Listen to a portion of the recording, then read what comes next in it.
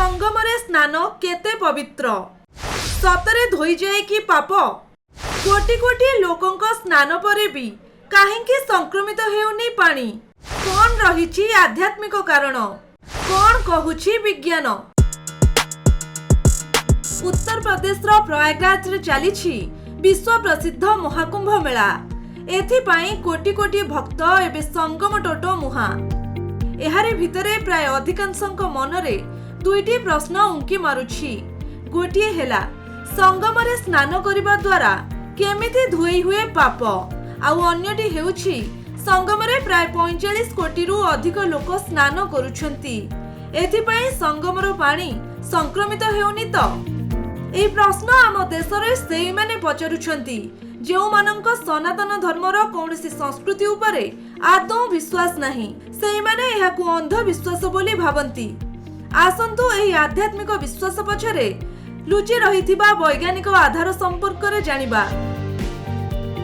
आध्यात्मिक विश्वास एहा रहिछि जे जेतेबेले समुद्र मंथन बेले अमृत कलश बाहरिथिला सेतेबेले देवता और राक्षसंक भितरे युद्ध होइथिला।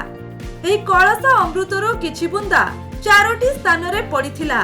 ता हेउछि हरिद्वार, प्रयागराज, नासिक आ उज्जयिनी। ए चारोटी स्थान रे अमृत कलशरु किछि बुंदा पड़िबा मात्रे एहा पवित्र होई जाइथिला।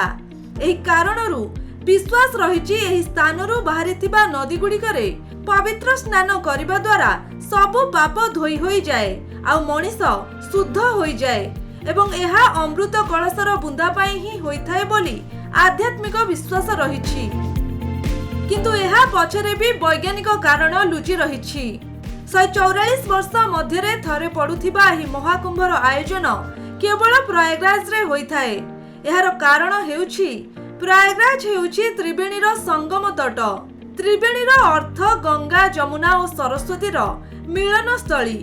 तेबे एठारे कहि रखुछु सरस्वती नदी एबे विलुप्त होई जाइछि। एहा सत्ते एही नदी एबे भी भूपृष्ठर तळे बहुछि।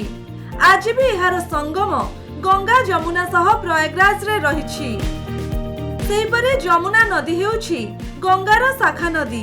आउ गंगा नदीर जल को विश्वर वैज्ञानिक माने शुद्ध जल बोली मानि नेइछंती। कारण गंगा जलर विशेषता हेउछि ना ही जल केबे खराब हुए ना एथिरे केबे सिउली लागे। जदि विश्वास न हेउछि तेबे गंगा जल को आपण घरे रखी देखंतु। वर्ष वर्ष धरी एही जल घरे रहिले भी एहा केबे खराब हेबो नाही। विगत वर्ष मानंकरे देखिबाकू मिलिछि किछि असामाजिक लोक पई गंगा नदी दूषित हेबारे लागिछि। गंगा नदी रे अनेक शव भसा जाइछि। केते लोकंकु हत्या करी एथारे फोपड़ा जाइछि। हेले गंगा नदीर जल केबे भी दूषित होई नाही, बरं सब बेले स्वच्छ होई रहिछि। 1890 मसिया रे जेतेबेले भारत ब्रिटिश को शासनाधीन थिला सेतेबेले हजारों मृत्युवरण करुथिबा लोकंक शव एही नदी रे भसा जाउथिला। सेतेबेले ब्रिटेन रो एक प्रसिद्ध वैज्ञानिक गंगा नदी पानी उपरे गवेषणा करिथिले। एही रिसर्च रो जणा पड़िथिला गंगा नदी रे हजारों मरुथिबा लोकंक शव फोपाडिबा परे भी एहा संक्रमित हेला नाही कि प्रदूषित मध्य हेला नाही। सेतेबेले लोक एही पानी को सहजरे पिउथिले। वैज्ञानिक गवेषणारू जणा पड़िछि गंगा पानी रे एक भाइरस रहिछि जहा बैक्टेरिया रे प्रवेश करे ताहाकु नष्ट करि दिए एवं सेही भाइरस गंगा जलर शुद्धता को बजाय रखे। तेणु एठारे स्नान करिबा वैज्ञानिक आधार रे भी पवित्र बोली धरा जाए।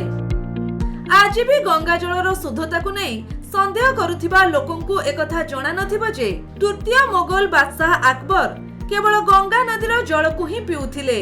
एकथा आईने अकबरी नामक एक पुस्तक रे उल्लेख करा जाइछि।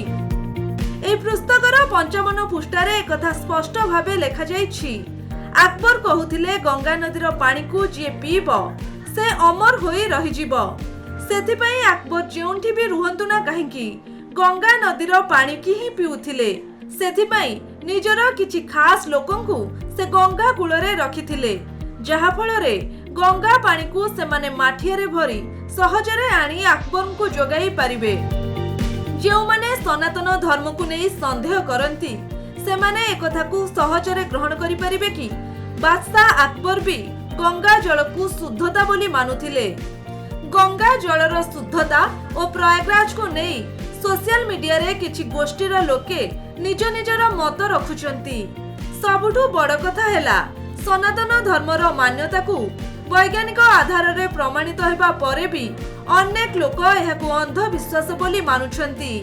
एबे भी समाज रे एभली अनेक वर्ग रहिछि जहा सनातन धर्म को सर्वदा समालोचना करी आसुछंती। सेमाने जानि रखिबा आवश्यक एहा पछरे उभय वैज्ञानिक और आध्यात्मिक कारण लुचि रहिछि। ब्यूरो रिपोर्ट, खबर ओडिशा।